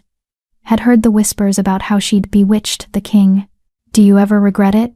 she asked quietly. "Choosing me? The mate bond gave you an excuse to walk away from all this mess. To say fate forced your hand. But you didn't. You chose me deliberately. And now your kingdom is fractured. Your council is in shambles. Half your nobles want you deposed." "Stop." Damon's voice was firm. "Sarah, look at me." He waited until her eyes met his. "I don't regret a single moment. Not one. You didn't fracture my kingdom. You exposed fractures that were always there. You didn't create the corruption, you revealed it. And you didn't force me to choose you. You gave me permission to be more than just a king. To be a man. To be whole. Tears blurred her vision. I'm scared I'm going to fail you. That my power will. Your power is part of you. And I love all of you. He pressed his forehead to hers. Even the parts that scare you. Even the parts you haven't figured out yet. All of you. Sarah. Always. Through the bond, she felt the absolute truth of his words. No hesitation, no doubt. Just certainty and love, and a commitment so deep it made her soul ache. I love you too, she whispered. Even though I probably shouldn't. Even though it's only been days. Even though loving you means accepting responsibility for an entire kingdom that's not sure it wants me. They'll learn. Damon interrupted gently. Give them time. Give yourself time. Rome wasn't built in a day. And neither is lasting change. A knock interrupted them. Nyx entered the balcony, her white eyes somehow conveying urgency despite their blindness. Your Majesties, she said formally. Then, softer, we have a problem. Sarah's stomach dropped. What kind of problem? The kind that's been waiting 200 years to surface. Nyx's expression was grave. I've been searching through the temple archives. The prophecy about the silver flame returning? There's more. A second part that was hidden, deliberately obscured. Tell us, Damon commanded. Nyx took a breath. The prophecy doesn't end with her awakening. It says, when the silver flame burns again, she will unite or divide, heal or harm, save or destroy, but she will not stand alone. For where there is silver flame, shadow flame must follow. One cannot exist without the other. Light and dark, fire and ash, and when they meet, the world will tremble. Ice flooded Sarah's veins. Shadow flame? What does that mean? It means, Nyx said quietly, that you're not the only one who survived the purge. There's another bloodline, another power that's been sleeping, and your awakening has triggered theirs. Where? Sarah demanded. I don't know yet, but I can feel it, a disturbance in the magical currents, something dark rising to match your light, something that's been waiting for exactly this moment. Nyx's blind eyes fixed on Sarah with terrible certainty. You claimed your power, child. You became what you were meant to be, but in doing so you've awakened your opposite, your mirror, your enemy, Sarah finished numbly. Or ally, Nyx corrected. The prophecy is unclear. Shadow flames were the balance to silver flames, yin to yang, destruction to creation. The ancients believed both were necessary. That together, they maintained cosmic equilibrium. But if they were corrupted, Damon started. Then we face something worse than Victor, Nyx confirmed. Something with power equal to Sarah's, but twisted, broken, consumed by the same rage and pain and betrayal that could have consumed her if she'd made different choices. Sarah's mind was racing. Another flame-bearer, another survivor who'd been lied to, poisoned, hunted. Someone who might have embraced the darkness instead of the light, who might look at her and see not a sister in survival but a rival, a threat. When? She asked. Soon, Nyx said. Days, maybe weeks. But they're coming. I can feel them like a storm on the horizon. Silence fell over the balcony. Below them, the kingdom continued its evening routines, wolves returning home, shops closing, the normal rhythms of life. Completely unaware that another prophecy was unfolding, another power was rising, another confrontation was inevitable. Sarah looked at Damon, saw her own fear reflected in his eyes. They'd barely survived Victor, barely managed to hold the kingdom together, and now this? Maybe it's not an enemy, she said, trying to convince herself. Maybe the shadow flame will be reasonable. Maybe we can. Sarah. Damon's voice was gentle but realistic. Someone with that kind of power, hidden and suppressed like you were, who's just now awakening. They're going to be angry, confused, dangerous. Like I was. You chose mercy, he reminded her. Not everyone makes that choice. Sarah turned back to the sunset, watching the last rays of light fade into darkness. Somewhere out there, her opposite was waking up, learning what they were, deciding what to do with their power. Would they seek her out as an ally? As a teacher? Or would they come as a conqueror? The question hung unanswered in the twilight air. Whatever comes, Damon said, his hand finding hers. We face it together. Sarah squeezed his fingers, drawing strength from the bond that had saved her, that had helped her choose light over darkness, love over hate. Together, she agreed. But as the stars began to appear overhead, she couldn't shake the feeling that everything up until now had been preparation. A test. A beginning. The real challenge, the real choice was still coming. And when it arrived, Sarah would have to decide. Did she stand with her opposite? Did she fight them? Did she try to save them as Damon had saved her? Or did she do what Victor had failed to do, destroy a flame bearer before they could destroy everything else? The answers would come soon enough. For now, all she could do was hold on to Damon, trust in their bond, and pray that when the shadow flame finally revealed itself, she'd have the wisdom to make the right choice. Because the prophecy was clear: unite or divide, heal or harm, save or destroy. And the next decision she made would determine which path the kingdom and the world would walk. So tell me, would you have chosen mercy like Sarah did? Would you have stood by someone everyone feared? Would you have had the courage to embrace power when the world told you that power made you dangerous? Because here's the truth that Sarah learned on that Temple Mountain. We all have power. Maybe not silver flames or magical bloodlines, but power nonetheless. The power to choose kindness over cruelty, to stand with the marginalized instead of the comfortable, to fight for what's right even when it costs us everything. The question is, do you have the courage to use it? If Sarah's story has lit something inside you, if her journey from broken to powerful has touched that part of your soul that knows what it's like to be underestimated, then you belong here. Subscribe if you haven't. Because we don't just tell love stories, we tell transformation stories. Stories about ordinary people discovering their extraordinary power. Stories that remind you that you're not too broken, too weak, or too lost to become exactly who you were meant to be. Hit that subscribe button, ring the notification bell, and join us for the next chapter, because Sarah's story isn't over. The shadow flame is coming. The real test is just beginning, and you're not going to want to miss what happens when light and dark finally collide. Welcome to the collection. Welcome to the pack. Welcome home. Chapter 10. The vision came to Sarah 3 nights later. She was standing in the royal bedchamber, wrapped in Damon's arms, finally feeling safe for the first time in days. His heartbeat was steady beneath her ear. His breathing was deep and even. Everything was peaceful. Then, the world tilted. Suddenly, she wasn't in the bedchamber anymore. She was standing in a field of ash. The sky above was the color of old bruises, purple and black and sickly green. And in the distance, walking toward her through the devastation, was a figure wreathed in black flames. Shadow flame. As the figure drew closer, Sarah's breath caught. It was a woman, young, maybe Sarah's age, with hair like midnight and eyes that burned with dark fire. She was beautiful and terrible, powerful and broken. And when she looked at Sarah, there was recognition in her gaze. "Sister," the woman said, her voice echoing across the wasteland. "Finally, I found you." "Who are you?" Sarah demanded.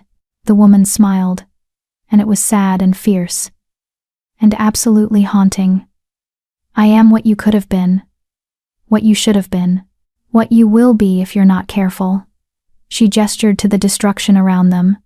"This is our future, Silver Flame. This is what happens when we stop pretending to be what they want us to be." "I'm nothing like you," Sarah said, but even as she spoke, doubt crept in. "Aren't you?" The shadow flame woman tilted her head.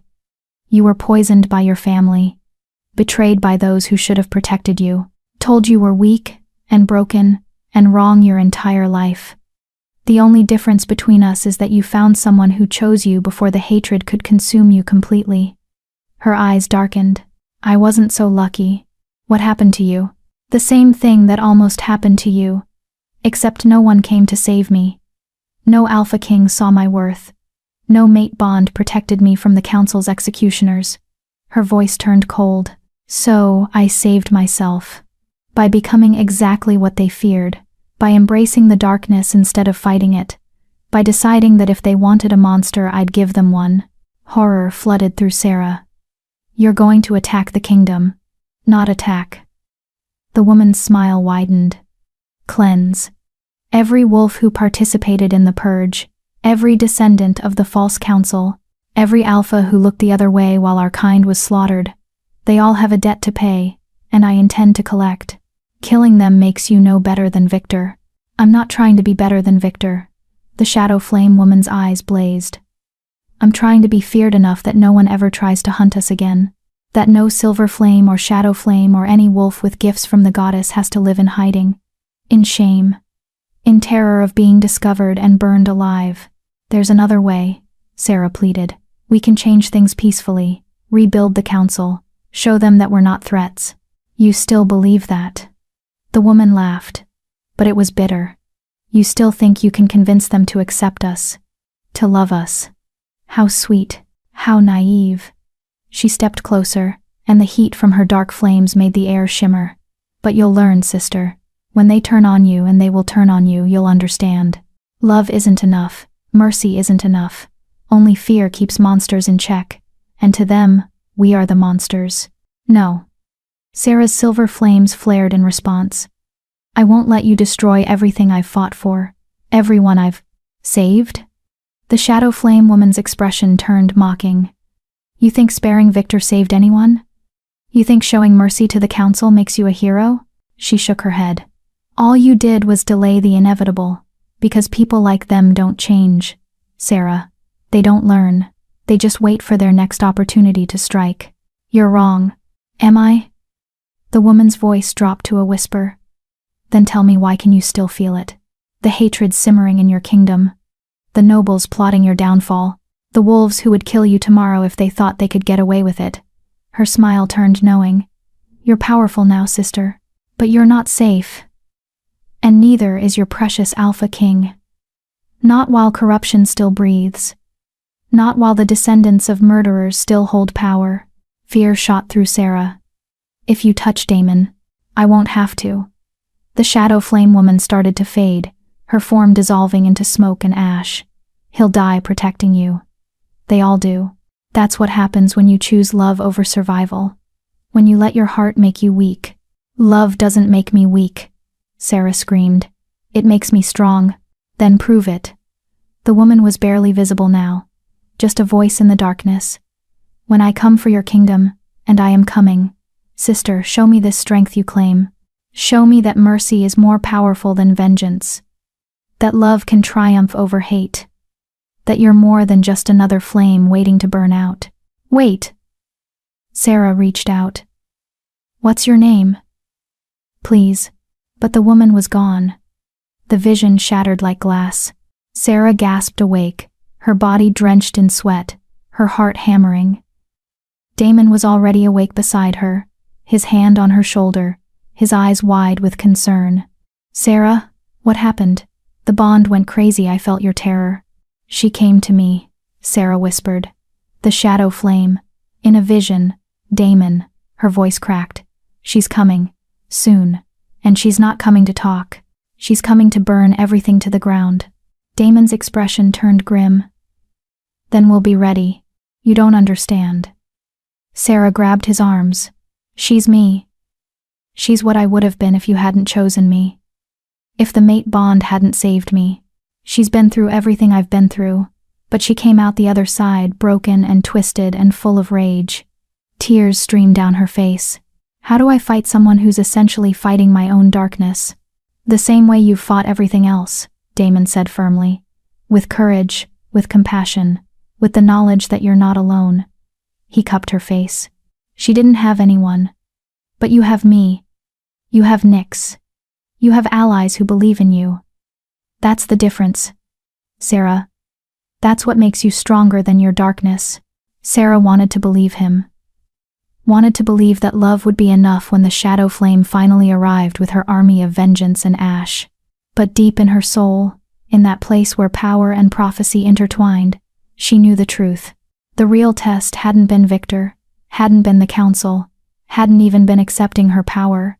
The real test was coming, and it would require her to face the one enemy she'd never learned to defeat, herself. 3 days later, In a kingdom far to the north, a woman with eyes like burning coal stood before an army of outcasts and exiles. "The silver flame has awakened," she announced, her voice carrying across the assembled warriors. "My sister in power, my mirror in pain." She smiled, and it was terrible to behold. She chose mercy. She chose love. She chose to believe that the wolves who hunted us could be redeemed. The army growled their disapproval. "But we know better, don't we?" The shadow flame woman raised her hands, and dark fire danced between her fingers. "We know that the only way to be safe is to be feared. That the only way to protect our kind is to eliminate the threat. That mercy is just another word for weakness." She turned toward the south, toward the kingdom, where Sarah slept in her alpha's arms, completely unaware of the storm that was gathering. "So we march," the shadow flame woman declared. "We march to meet my dear sister, to show her what real power looks like. To prove that love is a pretty fantasy, but fear," her flames blazed brighter, "fear is what keeps you alive." Behind her, the army roared their approval. Hundreds of wolves who'd been cast out, hunted, betrayed, all of them ready to follow their dark queen into war. "And when we're done," the woman whispered to herself, her words carried away on the wind toward the south, toward Sarah, toward the inevitable confrontation. "You'll thank me, sister. When I've burned away everything that makes you vulnerable, your love, your mercy, your foolish hope, you'll finally be free. Finally be powerful. Finally be what we were always meant to be." Her smile widened. "Monsters." The ground trembled. Not in the north where the shadow flame army gathered, but in the Temple of First Light, where Nyx stood alone in the darkness, her white eyes seeing what others could not. "It's begun," she whispered to the ancient stones. "The prophecy unfolds, light and dark, fire and ash, sister against sister." She placed her hand on the altar, and the symbols flared briefly, a warning, a blessing, a prayer to the moon goddess herself. "Guide them," Nyx murmured. "Both of them. Because if they destroy each other, the world burns. But if they unite," her voice caught with something like hope, "if they unite, we might finally see the dawn the prophecy promised. The age when flame-bearers protect instead of terrorize, when gifts are celebrated instead of feared. But which will it be?" The temple offered no answer, only silence, and the steady sound of an army marching south, getting closer, every day, every hour, every breath, until the moment when silver meets shadow, and the whole world trembles. The answer to that question, the moment of collision, the choice that will define kingdoms is coming, but not today. Today, you're left with this: a girl who survived her own destruction, now facing the version of herself who didn't. An alpha king who chose love, now forced to defend it against an army of hate. And a prophecy that promises salvation or damnation, with no clear path between. This is where we leave Sarah Moonveil, the girl who fell asleep during her mating ritual and woke up powerful enough to shake the world. But her story? Oh, her story is far from over. It's only just beginning. Because the truth is, we all have shadow selves, parts of us that rage against the injustice, that want to burn it all down and start over. That whisper seductive lies about how much easier it would be if we just stopped being kind, stopped being merciful, stopped being soft. And every day, we choose. Do we feed the light, or embrace the dark? Do we believe love is worth fighting for, or accept that fear is all that matters? Sarah made her choice. The shadow flame made hers. What's yours? If you want to know what happens when these two forces collide, if you need to see whether love really can triumph over hate, if you're invested in Sarah and Damon's story, and you're not ready to let them go, then stay with us at Clarissa Romance Collections. Because this tale of flames and prophecy, and a girl who refused to stay broken, it's not ending, it's evolving, and you're going to want to be here when the shadow finally emerges from the darkness. When Sarah faces her greatest fear, when kingdoms fall and rise on the choices of two women who were told they were too dangerous to exist. This isn't goodbye. It's barely hello. Subscribe, stay, witness. Because the real story, the one that will haunt you long after the last word fades, is only just beginning. The shadow flame is coming.